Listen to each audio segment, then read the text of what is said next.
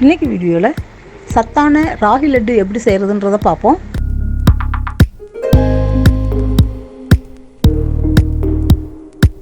ராகி லட்டு செய்கிறதுக்கு நான் 100 கிராம் அளவு ராகி மாவு எடுத்திருக்கேன். அந்த மாவை நல்லா சலித்து எடுத்து வச்சுக்கலாம். அது கூட டேஸ்ட்டுக்காக உப்பு கொஞ்சம் சேர்த்துக்கலாம். இப்போ எல்லாத்தையும் நல்லா ஒன்றா மிக்ஸ் பண்ணி விட்டுருவோம். இதுக்கு தண்ணியுமே லேசான சுடு தண்ணி தான் ஊற்றணும். பச்சை தண்ணி ஊற்றாமல் லேசாக வெதுவெதுப்பாக இருக்கணும் தண்ணி. அந்த தண்ணியை கொஞ்சம் கொஞ்சமாக ஊற்றி இந்த அளவுக்கு நல்லா உதிரியாக வர அளவுக்கு பிணைஞ்சிக்குவோம். கட்டி இல்லாமல் பிணையணும். கொஞ்சம் கெட்டியாகிடுச்சினாலும் ஒன்றும் தப்பில்லை. அது நம்ம வெந்ததுக்கப்புறம் லைட்டாக ஆறவும் மிக்சியில் போட்டு அடித்தா இந்த அளவுக்கு உதிரி வந்துடும். இப்போ நான் அதை உதிரியாகவே நல்லா பிணைஞ்சிக்கலாம். இந்த மாவை இப்போ ஒரு இட்லி தட்டில் வச்சு வேக வச்சுக்குவோம்.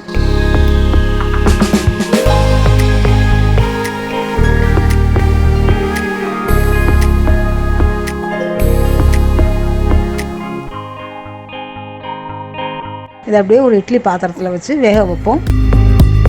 ஒரு 10 நிமிஷம் நல்லா வேகட்டும். அதுக்குள்ளே இன்னொரு பாத்திரத்தில் ஒரு ஸ்பூன் அளவு நெய் விட்டுருக்கேன். கொஞ்சமாக நிலக்கடலை பருப்பை அதில் வறுத்துக்குவோம். நிலக்கடலை பருப்பு நல்லா பொன்னிறமாக வறுக்கணும்.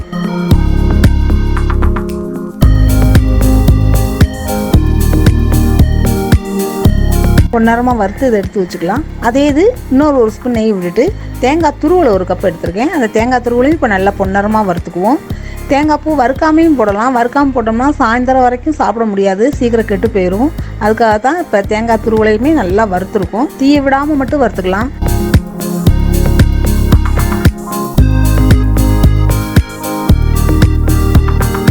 இப்போ 10 நிமிஷம் ஆயிடுச்சு. இப்போ மாவு வேகிறதுக்கு நல்லா ஆவி நல்லா பொதுன்னு வரணும். ஆவி வந்ததுக்கப்புறம் இந்த மாவை எப்படி தொட்டு பார்த்தோம்னா கையில் ஒட்டக்கூடாது. இந்த மாதிரி இருந்தாலே மாவு வெந்துருச்சுன்னு அர்த்தம். இது நம்ம புட்டு செய்கிற மாதிரி தான் இருந்ததுமே. புட்டுக்கு எப்படி பிணையிறோமோ அதே மாதிரி பிணைஞ்சு இப்படி வேக வச்சாலே போதும்.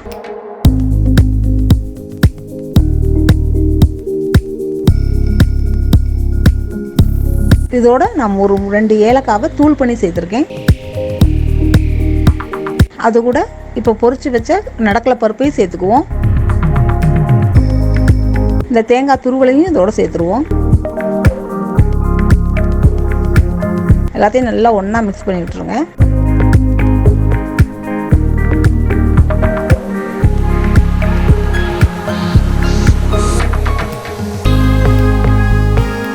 வெல்லத்தை இப்போ பாகு காய்ச்சிக்குவோம். பாகுமே ரொம்ப தண்ணியெல்லாம் காய்ச்ச வேணாம், கொஞ்சம் திக்கான பதத்தில் இருக்கணும். அப்படியே நீங்கள் எது திக்காத்து காய்ச்சிட்டிங்கன்னா ஒரு துளி எலுமிச்சம்பழம் சாறு ஊற்றுங்க, கெட்டியாகாமல் இருக்கும்.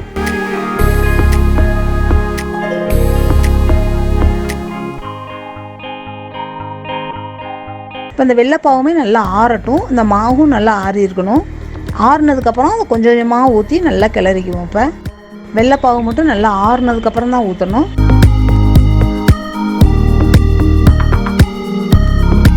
நல்லா எல்லாத்தையும் ஒன்றா எல்லா பக்கமும் படுற மாதிரி நல்லா மிக்ஸ் பண்ணி விட்டுருவோம்.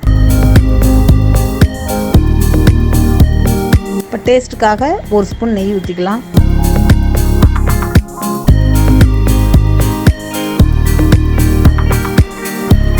இப்போ இது எல்லாத்தையும் அப்படியே உருண்டையாக பிடிச்சிக்கலாம். சாப்பிட்றதுக்கு ரொம்ப டேஸ்ட்டாக இருக்கும். ரொம்ப ஹெல்த்தியான ஸ்நாக்ஸும் கூட. ஒரே மாதிரி உருண்டையாக இல்லாமல் இந்த மாதிரி அச்சில் வச்சு கொலக்கட்டை மாதிரி நம்ம பிடிச்சி கொடுத்தோம்னா சின்ன பிள்ளைகள்லாம் விரும்பி சாப்பிடுவாங்க.